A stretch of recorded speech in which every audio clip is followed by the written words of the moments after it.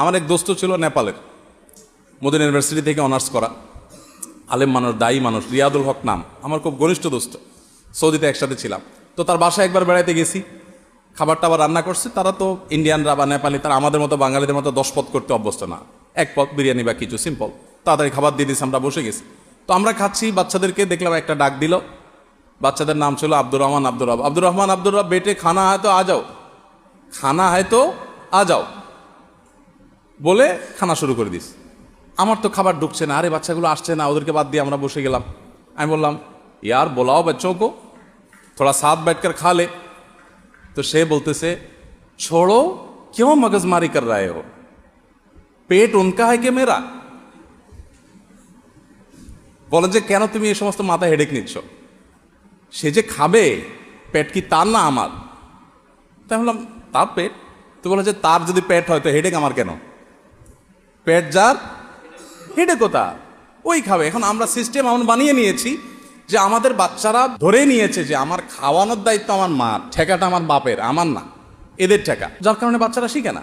যারা মনে করেন যে না ছেলে মেয়েকে মোবাইল দেওয়া ছাড়া খানা খায় না, এইটা আমি বিশ্বাস করতে চাই না। আমার বাচ্চাকে আমরা মোবাইল দিয়ে খানা খাওয়াই না, আলহামদুলিল্লাহ।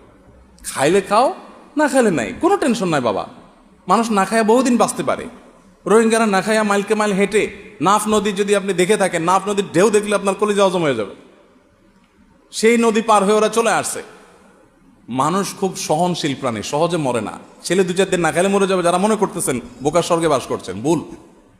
2-4-10 দিন না খেলে কিছু আসে না, যায় না। মোবাইল ফোনে আসক্তি কেন হয়? কারণ যে আমরা মনে করি যে মোবাইল না দিলে খানা খাবে না। খানা খাবে না, সমস্যা কি? 1 বেলা খাবে না, 2 বেলা খাবে না, 3 বেলা খাবে না, 1 দিন খাবে না, 2 দিন খাবে না, 3 দিনের দিন ও খাবে, ওর আব্বা, ওর আম্মা, ওর দাদা, ওর 14 গোষ্ঠী খাবে। আপনি কোনো ফজিলত বয়ান করা লাগবে না, কয়দিন না খায় থাকবে। সিরিয়াস কথা। ধ্বংস হয়ে যাচ্ছে আমাদের পরিবারগুলো, আমাদের সন্তানরা শেষ। তাদেরকে আমরা ডিভাইসে আসক্ত করে ফেলেছি।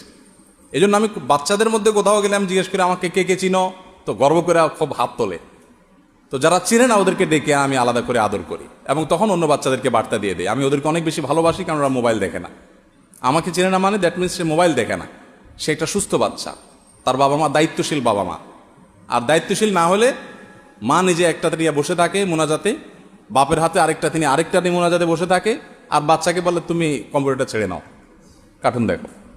ধ্বংস করে ফেলছে। তো যাই হোক, কোন সন্তানের দোয়া সাদকায় জারিয়া থাকবে? আমাদের আলোচনা ছিল যে মানুষ মারা যাওয়ার পরও 3টা আমল, এর সব মানুষের আমল নামায় যেতে থাকে।